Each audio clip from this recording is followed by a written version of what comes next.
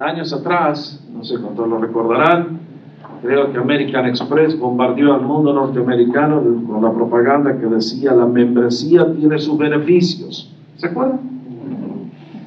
Y ciertamente que conocer a Jesucristo y ser justificado por la fe tiene grandes beneficios, muchos mejores que los que paga American Express. Son de otro orden, de otra naturaleza, y duran en esta vida y duran por toda la eternidad. Gloria a Dios. Y entonces, en este párrafo admirable, ustedes recordarán, el apóstol ha comenzado en el capítulo 1 recordándonos nuestra situación bajo ira de Dios, condenados completamente, sin chance a escaparnos. Y en el 3:21 comenzó a ascender y comenzó a hablar de la gran obra que Dios ha hecho a nuestro favor. Su origen está en la gracia de Dios. El que la obtuvo fue el Señor Jesucristo mediante su muerte, y nosotros la apropiamos mediante la fe. Nos enseñó que esa obra de salvación, ustedes y yo, la recibimos puramente por la fe, que no la podemos asegurar con nada más que hagamos. No es cuestión de cumplir la ley y los mandamientos, porque Abraham y David fueron justificados sin cumplir ellos, fue todo por fe. No la aseguramos tampoco observando ritos divinos, como son en el Nuevo Testamento la Cena del Señor y el bautismo, aunque son expresiones de algo que ha ocurrido dentro nuestro. Y tampoco la aseguramos haciendo nada más que podamos considerar que pueda ponernos bien con Dios. Lo único que asegura nuestra salvación es nuestra fe en Cristo Jesús, y por eso Pablo nos habló en el último estudio que vimos, la segunda parte del capítulo 4, que la salvación es fe más nada. Y el ejemplo es el de Abraham, y nos enseñaba que solamente él fue puesto bien con Dios por una promesa que creyó, y eso fue todo. Y ahora ha llegado el momento de ver los beneficios que tiene haber creído en Jesús, haber sido justificado por Dios mediante la fe en la persona, en la obra de su Hijo. Por eso, si ustedes miran este pasaje, van a ver que tiene básicamente tres grandes divisiones. San Pablo mira hacia el pasado, mira hacia el futuro y mira a nuestras circunstancias presentes. En primer lugar, comienza diciendo en el versículo 1, por tanto, uniendo todo lo que hemos estado explicando, la consecuencia, el resultado, la bendición es, y entonces, va a mirar hacia atrás. Vean los tiempos verbales, siempre es la parte más importante que tiene una oración, una estructura gramatical. En este caso, los tiempos verbales son pasados, habiendo sido justificados por la fe. Esto es una transacción que ya ha tenido lugar en la vida del creyente. Es algo que Dios realizó. Como enfaticé tantas veces, es un acto de Dios declarándonos, ustedes y a mí, salvos, justos, por la fe en Cristo Jesús. Para Pablo esta es una operación que ha sido completada, está cerrada, está completa, es inamovible. Es un regalo de la gracia de Dios. Y lógicamente esto trae beneficios. El primer gran beneficio es: tenemos paz para con Dios. A veces me pregunto qué es lo que buscan los seres humanos detrás de su búsqueda de dinero, de poder, de fama, ¿Están buscando eso? Creo que detrás de cada corazón humano en el día de hoy, buscando en el lugar equivocado, está el deseo de tener paz con Dios. El hecho de que nos hable Pablo que el resultado de la justificación es la paz con Dios, nos recuerda que antes había una hostilidad. Que antes de conocer a Jesús estábamos en guerra con Dios. Que antes de conocer la salvación, ustedes y yo éramos enemigos de Dios. Dios no era enemigo nuestro. Nosotros le declaramos la guerra. Eso lo hicieron nuestros padres en el jardín del Edén. Y fueron ellos los que sintieron instantáneamente, en el momento que pecaron, que ahora la comunión quedaba quebrada, y se escondieron y buscaron cómo cubrir su falta. En el día de hoy las cosas no son diferentes. Las personas les hablamos de Cristo, de las demandas de la ley, y ¿qué dice el ser humano? Reacciona negativamente. No le gusta escuchar la primera parte de Romanos, que somos seres humanos alejados de Dios, pecadores, bajo justo juicio, bajo condenación. Es interesante que ahora en el 5:10 nos va a decir que éramos enemigos de Dios. Pero la obra de Cristo hizo que las hostilidades cesaran. Y San Pablo no va a cesar nunca de decir y repetir hasta el cansancio el nombre bendito de nuestro Señor Jesús, por quien todo es posible. El corazón de nuestra fe es conocer a Jesús. El propósito de la historia humana es conocer a Jesús. El propósito de la vida en el cielo será disfrutar la presencia de Jesús. Y de la misma manera que ustedes ven que cuando hay dos países enemistados, de acá de Estados Unidos mandan al secretario de Estado o a la secretaria de Estado a ver si logra hacer una reconciliación entre el Dios enemistado y la raza enemistada, Jesucristo fue el mediador que trajo la paz. Entonces, el primer beneficio que ustedes y yo tenemos es la paz de Dios. Es esa paz que nos hace perder el temor a la muerte. El creyente que acepta a Cristo instantáneamente pierde el temor a la muerte. El creyente que acepta a Cristo inmediatamente pierde el temor del futuro. Sabe que su mano está en las manos de un Padre, su vida está en las manos de un Padre, que le cuide y se preocupa por él. Las hostilidades han cesado y entonces hay paz con Dios. El término paz, recuérdenlo, es un término mucho más grande, más amplio, abarca mucho más, significa mucho más que la mera cesación de hostilidades. Cuando un judío nos saluda diciendo Shalom, ¿qué nos está diciendo? Paz. Pero todo eso, pregúntenle a cualquier judío, ¿qué implica? ¿Qué me estás diciendo con esas 3 letras? Paz. Y les va a decir: te deseo todas las bendiciones, te deseo que tengas salud, que tengas prosperidad, que tengas tu familia en orden, que te vaya bien en la vida, que Dios seas bendecido en todas las cosas. Por eso el término que San Pablo utiliza es riquísimo. No es solamente que cesó la hostilidad, tenemos paz, que nos va a indicar el próximo beneficio, acceso a el trato preferencial de Dios, y nos va a decir, por medio, versículo 2, de quien también hemos obtenido entrada por la fe a esta gracia, en la cual estamos firmes.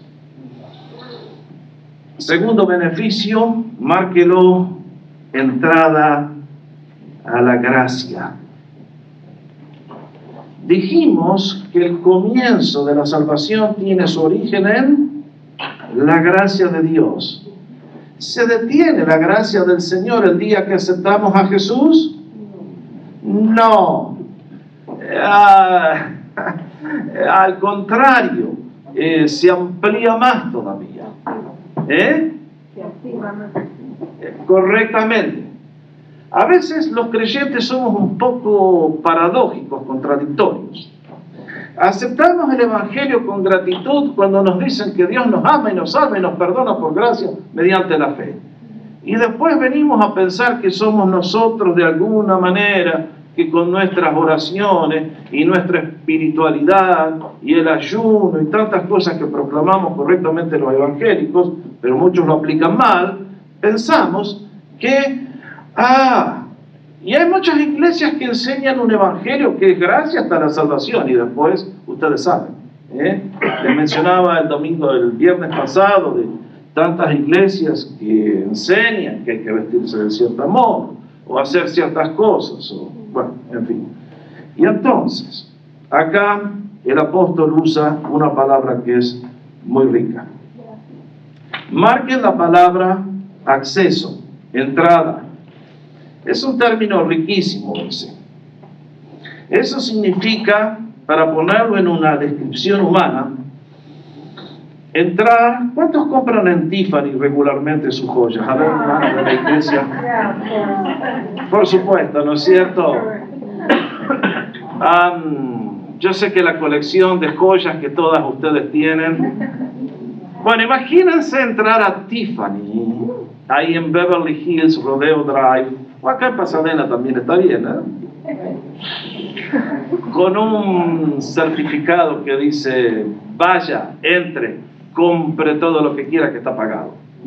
¿A cuánto les gustaría tener un voucher de esos? ¡Wow! Eso es lo que dice San Pablo. Es como un ticket especial para entrar a un store de lujo donde se vende lo más caro, lo más codiciable, esa es la palabra, acceso, entrada. En aquel entonces nos dicen los que estudiaron el griego,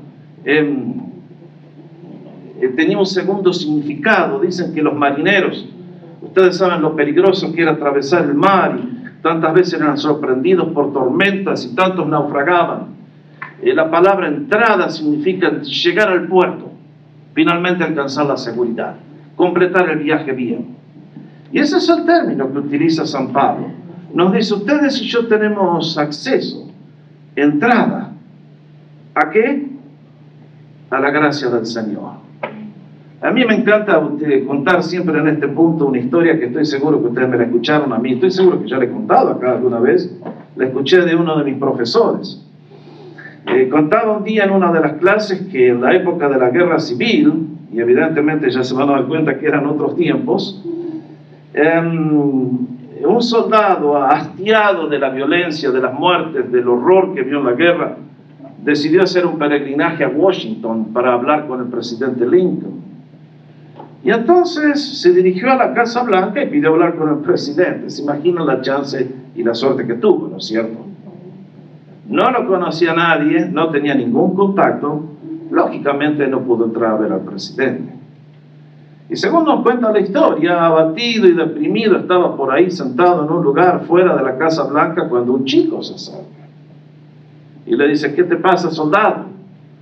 Y entonces le dice, bueno, quise hablar con el presidente, pero no puedo porque...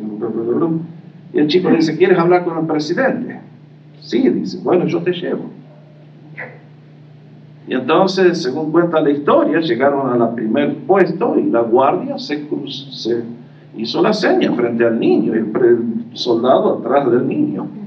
Y se imagina el resto de la historia, ¿no es cierto?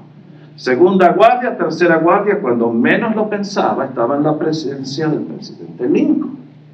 ¿Quién era ese niño? El hijo del presidente.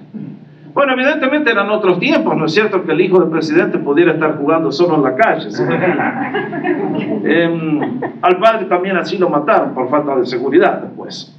Pero eso es exactamente lo que la Biblia nos enseña, de que ustedes y yo, a ese lugar donde nadie puede entrar, a ese lugar donde los seres humanos en su pecado han inventado pirámides que subían con el corazón de la víctima para ofrecerla, a ese lugar ustedes y yo entramos por la obra de Cristo, tenemos acceso completo. ¿A qué somos invitados? A recibir más gracia, más misericordia, más amor. Es tremendo. Cuando hablamos de todas estas cosas, las implicaciones son enormes, hermanos. Viene a mi corazón el versículo de Hebreos 4. Entremos, porque tenemos un sumo sacerdote que se compadece de nosotros. Vengamos al trono de la gracia para encontrar auxilio y socorro en el momento oportuno. ¿Se acuerdan? El trono sobre el cual se sienta Jesús es un trono de gracia, es un trono de comprensión, de amor, de bendición. No es algo que tú tienes que ganarte, es algo que se nos da por gracia. Por eso nos dice, por eso en esta gracia estamos firmes. No titubeamos, no dudamos, no vacilamos. El diablo nos va a cicatear diciendo, tú no eres salvo, mira lo que hiciste. San Pablo dice, ustedes y yo estamos firmes en esa gracia.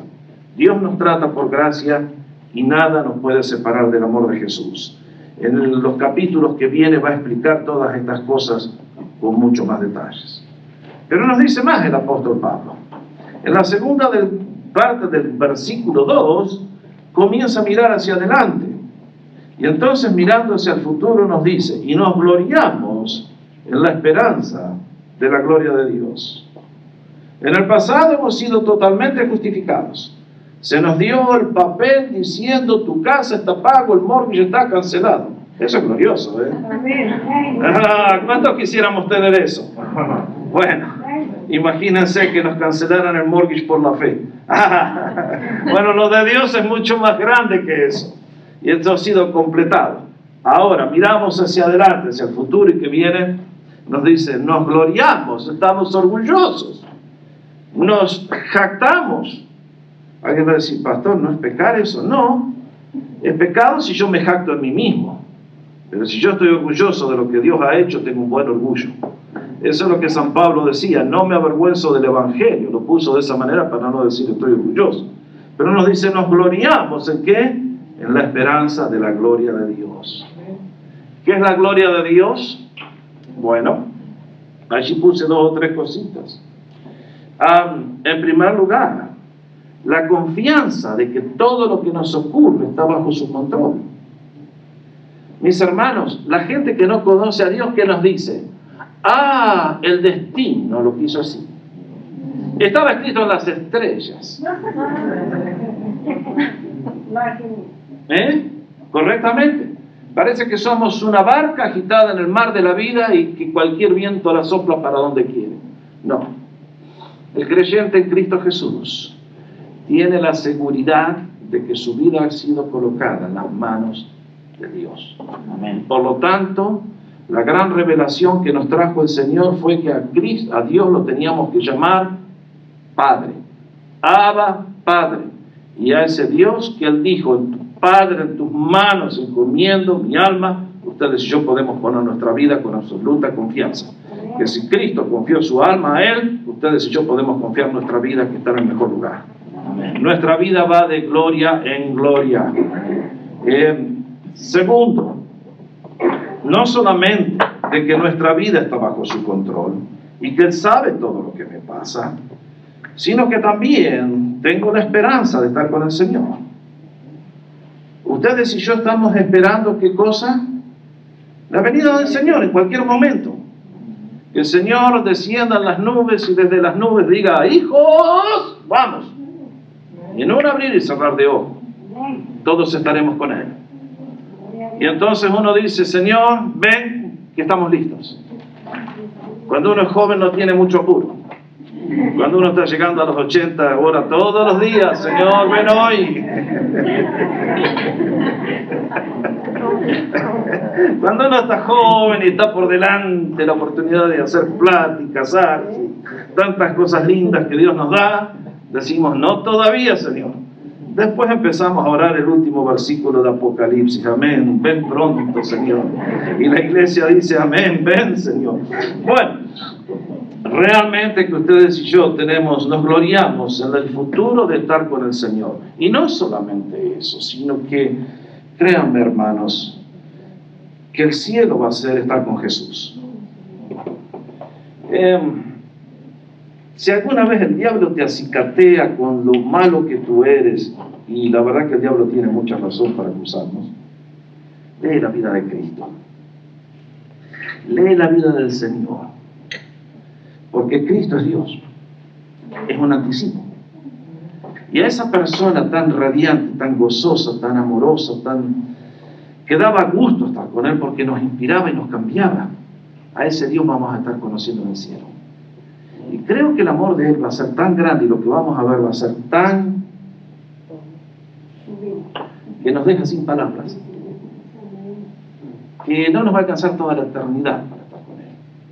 Por eso dice: nos gloriamos en la esperanza de la gloria de Dios. Y esa gloria de Dios, es esa gloria de Dios que cada vez que Dios apareció, notaron que siempre nos da la impresión de ser una luz brillante que quema. Yo asocio la gloria de Dios con un ser que cuando aparece, ¿No le pasó eso a Daniel? ¿No le pasó eso a Moisés? El apóstol Juan, que un día estaba recostado sobre el pecho de Jesús en la última cena, cuando lo vio en la escena del Apocalipsis, ¿qué pasó?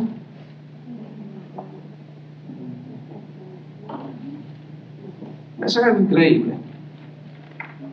Y acá nos dice que nosotros nos gloriamos en la esperanza de la gloria de Dios. Ahora noten bien, el término esperanza no es como el término que usamos todos los días. Yo tengo la esperanza, dicen todos los que van a comprar el negocio de la lotería, de ganarme la grande. Tienen la esperanza, una en 8.000 millones. ¡Qué esperanza! La esperanza del cristiano no es esa, es absolutamente llena de certeza y seguridad. Fue todo hecho por Dios para nosotros y por lo tanto lo esperamos con gusto. Pero también, si miramos hacia atrás y miramos hacia el futuro, la próxima pregunta es: ¿y por qué entonces desde el día que acepté a Cristo todo me va para atrás? Como me dijo una señora un día, estoy convencida que Dios me odia. Desde que lo acepté me salió todo al revés. ¿Es así? Da la impresión muchas veces, ¿no es cierto? Que el impío prospera y nosotros somos los tontos que nos bajamos del carro de la vida y ahora andamos caminando. Que el que sirve al diablo le viene la fama, la plata, las mujeres, le viene todo, y ustedes y yo somos los tontos que andamos muertos de hambre y mal vestidos. Qué triste. Bueno, acá San Pablo nos va a decir que la vida cobra una nueva dimensión cuando conocemos a Jesús. Y vean bien que esto es como una espiral ascendente, queridos. Porque esta esperanza de la gloria de Dios se traduce en un estilo de vida que debe ser caracterizado por el gozo, y fíjense que va a terminar también en esperanza, en mayor esperanza. Pero entonces nos dice, como decía hace un instante, que esta esperanza de la gloria de Dios y de saber que nuestra vida está en las manos de un Padre amoroso, ¿qué nos enseña? Que a diferencia de los demás, que no se van a escapar de las pruebas y las tribulaciones, y mientras a ellos los destruyen y los desaniman y los deprimen, a ustedes y a mí debe producir un gozo y una alegría.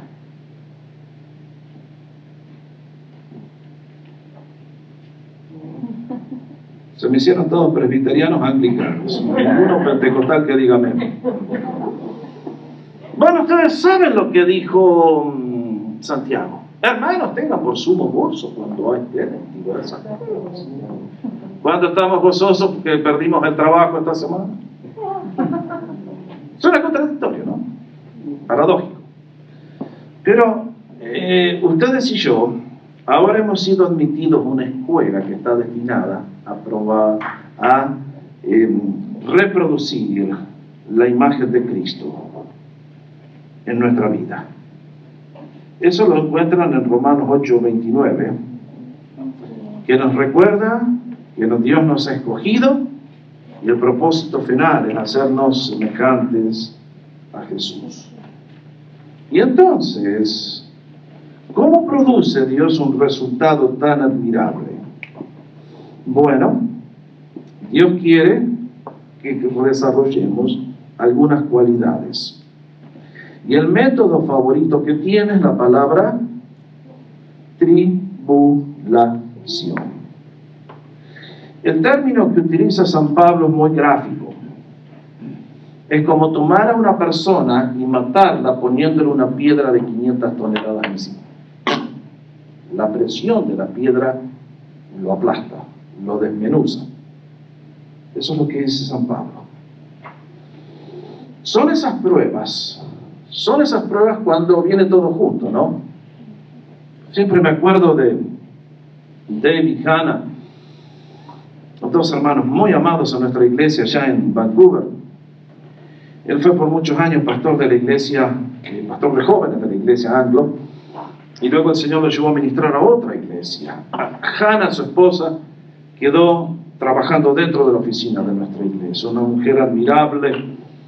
Y habrá tenido, no sé qué edad habrá tenido Hannah, no más de 50 creo, cuando el cáncer le tomó. Y fue fulminante. El Señor se la llevó en 6 meses. Es horrible ver a una chica joven, llena de vida, y de repente que en 6 meses se desintegra, ¿no? Y me acuerdo que un día Dave me contaba que fueron al hospital para hacerle tratamiento y la deja a ella y sale al parking a buscar el auto y le habían robado el auto. ¿Conocen esas cosas? Tenés a tu esposa enferma, te roban el auto y encima te cae la suegra. Bueno, eso es una prueba ya definitivamente intolerable.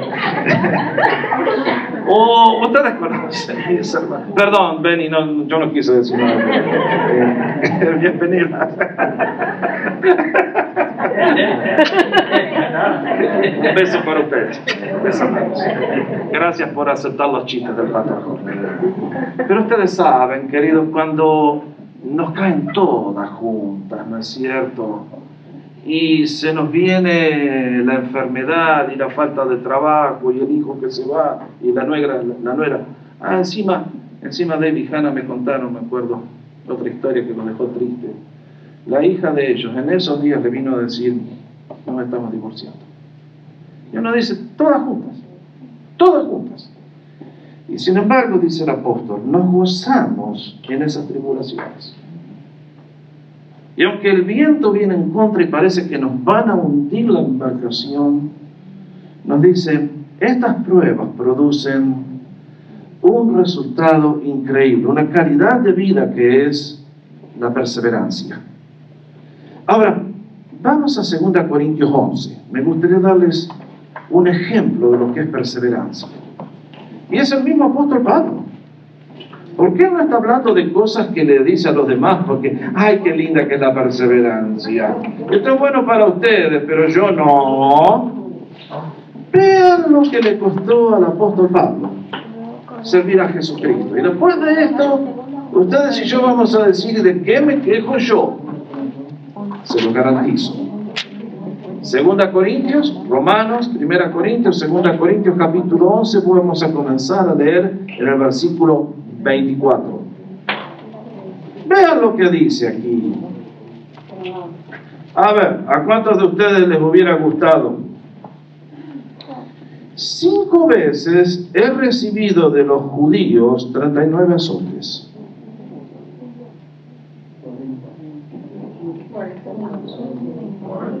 40 menos 1.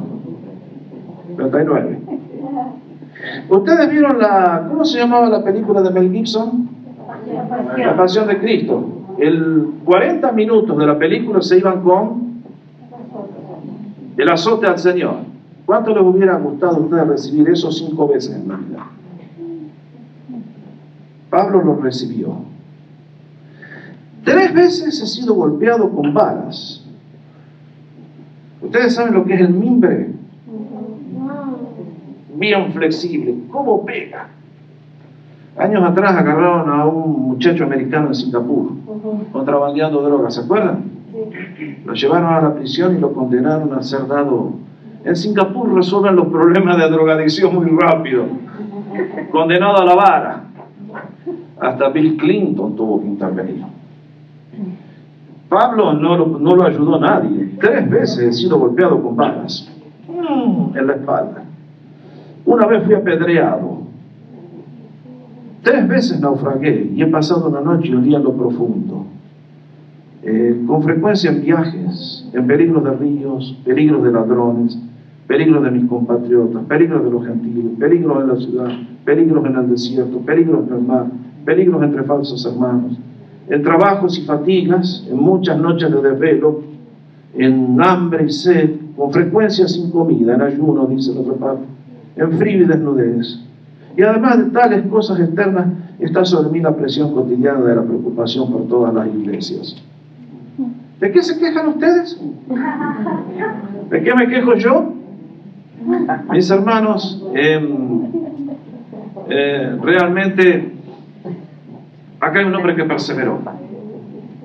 A mí me duele cuando hay gente que por un chiste que le hacen fuera de lugar se va de la iglesia, que por un chiste abandonan al Señor. ¿No les parece vergonzoso, doloroso, triste? Mis hermanos, la pregunta es, ¿qué hace falta para que te detengan en el camino del Señor. Esa es la medida del carácter de una persona.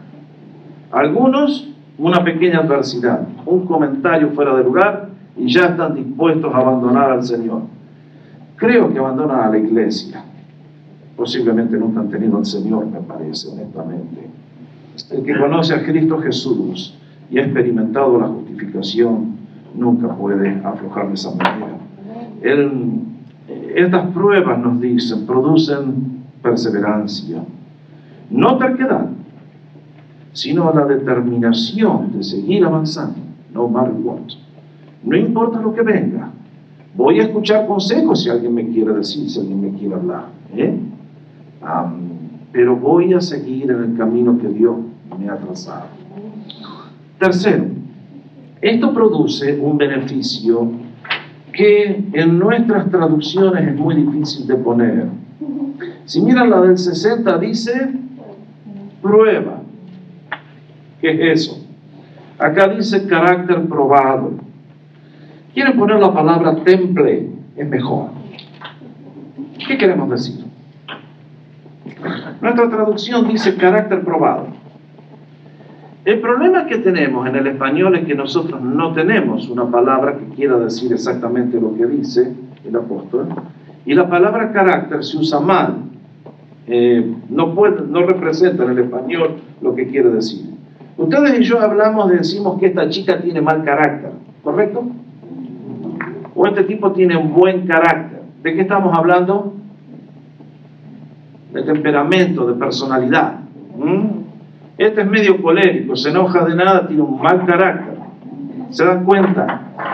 Y la palabra carácter en inglés se usa de otra manera. Ustedes escuchan a los hermanos decir continuamente en inglés, este tiene un carácter cristiano. El propósito de la salvación es producir un carácter cristiano. ¿Qué están diciendo en ese caso?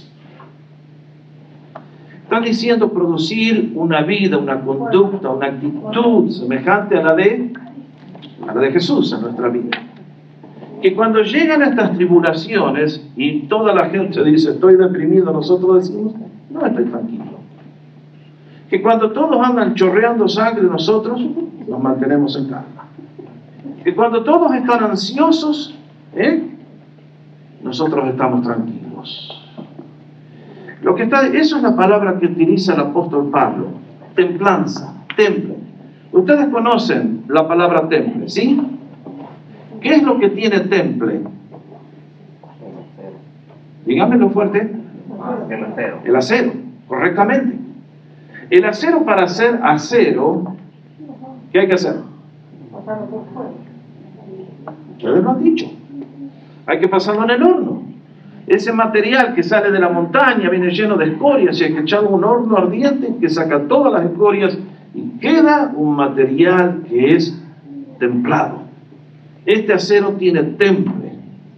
Eso es lo que dice el apóstol Pablo. Dios quiere producir en nuestra vida ese carácter, esa templanza, ese temple, esa fibra moral, para que no importa lo que venga, yo sigo adelante y persevero. El apóstol Pablo fue un ejemplo de eso, ¿no? Llega al final de su vida, después de haber pasado todas las que vivió, aquí en 2 Corintios nos cuenta algunas de las que vivió, todavía le faltaba mucho más. Y finalmente llega al final de sus días en un sucio calabozo en Roma y dice, he acabado la carrera, he guardado la fe, por lo demás, me espera la corona de justicia. Y uno dice, Pablo, gracias por tu vida y gracias por tu ejemplo. Y si ustedes recuerdan la última carta que escribe 2 Timoteo, ¿qué le dice a aquel joven que estaba medio desanimado? Reaviva el don que está en ti. Porque Dios no nos ha dado espíritu de cobardía, sino de amor, poder y autonomía. Y entonces nos dice, esta obra que uno ve que Dios está haciendo en uno, ¿qué nos da? Vuelve, tribulación, perseverancia, carácter probado, más esperanza para tener más, no, mejor que se corte ahí nomás, ya está bastante. No, para más tribulación, para más carácter, para más bendiciones, queridos. Tremendo. Y entonces, el apóstol, en estos dos versículos, en este último versículo que nos queda, el 5, por primera vez va a introducir a quién. A una persona que hasta aquí nunca la ha mencionado. Es el poder del Espíritu Santo. Por primera vez lo va a mencionar. Y entonces nos dice, esta esperanza que está en nuestros corazones no desilusiona. ¿Por qué? Ya va a hablar mucho más en el capítulo 8 de lo que es el testimonio del Espíritu a nuestro espíritu. Pero nos dice que el amor de Dios ha sido derramado en nuestros corazones. ¿Qué cosa tan notable? En el día de hoy no escuchamos tanto la palabra conversión. Yo que crecí en la década del 50, la palabra conversión la escuchaba todas las semanas. Era convertirnos de los ídolos a Dios, era dar la media vuelta. Cuando una persona se convierte realmente y le dice adiós a la vida del pecado para venir a Jesús, si inmediatamente recibimos paz con Dios, en el corazón del creyente viene un bautismo de amor. ¿No es así? Miren, hay algo que ustedes no se dan cuenta, pero la persona que nace de nuevo, los demás lo ven inmediatamente. Si alguna vez ustedes quieren ver una película muy interesante, busquen La Cruz y el Puñal. ¿Alguno la vio? ¿Alguno leyó la historia del libro? Nicky Cruz, correctamente. La historia de un pastor que llegó a New York y fue a trabajar con los pandilleros de la peor zona allá del Harlem. Y Nicky Cruz era un chico hispano que los padres dedicaron al ocultismo cuando él nació. Y era un pandillero de lo peor. Y lo que más hay muchas cosas que impactan en la película, pero lo que más me impacta es el momento cuando, la noche que Nicky Cruz se convierte, el miembro de la otra banda, no me acuerdo exactamente lo que pasa, pero viene con un cuchillo y le manda la puñalada a Nicky Cruz, y este se para con la mano, le corta todo, y sin embargo lo desarma y lo tira al suelo. Y el Nicky Cruz, de 5 minutos antes de convertirse, hubiera tomado ese cuchillo que le arrebató al otro, y saben lo que hubiera hecho. Pero en ese momento Nicky dice, andate. Y una de las chicas que era de la banda le dice, Nicky, te convertiste. Antes me metías miedo. Y ahora, en ese solo instante, después de haber aceptado a Cristo, Nicky estaba completamente cambiado. Y en él había un amor que le llevó a perdonar al enemigo que lo había lastimado con el puñal. Y mis queridos, eso es el Evangelio. El hombre y la mujer que nace de vuelta, que nace de nuevo por la gracia de Dios, antes odiaba, estaba lleno. En el instante que nace de nuevo hay una nueva disposición. Y nos dice el apóstol Pablo, porque esto ocurre por medio del Espíritu Santo que nos fue dado. Mis hermanos, bendito sea el nombre de Dios. Esto sobrepasa nuestras expectativas y nuestra capacidad de comprensión. Pablo nos va a hablar mucho del Espíritu Santo en esta epístola, pero acá nos dice que un anticipo, que el Espíritu Santo, cuando ustedes y yo aceptamos a Jesús, ese Jesús en forma espiritual viene a nuestro ser interior y pasamos a ser templo del Espíritu. Y en un instante la vida de Dios comienza a gestarse y a fluir. Maravilloso. Maravilloso. Y uno dice, como un testimonio de su presencia, de su poder, se rompen las cadenas. El amor de Cristo se derrama en nuestro corazón. Y ustedes llegamos a ser personas contagiosas que transmiten a los demás el amor de Dios. Realmente que la salvación tiene beneficios notables. Y créanme, hermanos, que esto es apenas el principio. Pero creo que a ustedes y a mí, esto nos debe enfatizar lo que he dicho todos estos viernes. La justificación por la fe nos hace libres para amar. Nos hace libres para adorar. Nos hace libres para servir. Nos hace libres para amar a Dios, adorarle y amar a todas las criaturas. Y servirle a Él, dándole a conocer y llevándole a todas las naciones, comenzando por mi casa, siguiendo por mi barrio, ministrando en la iglesia, hablando a todos del amor de Cristo, y vaya resultado que trae. Sí, mirando hacia atrás, nuestra salvación fue obtenida y fue sellada. En el presente nos gozamos en todos los beneficios que tenemos, que no importa si puedo caer, Dios me trata con gracia. Mirando hacia el futuro, tenemos la esperanza de la gloria de Dios y que un día seremos como Él, de acuerdo a lo que nos dice 1 Juan 3:2.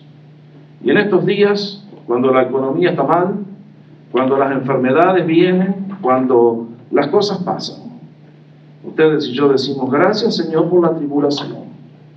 Gracias por la prueba densa, porque producen las palabras del apóstol Pablo en 2 Corintios 4, un cada vez más grande y excelente peso de gloria.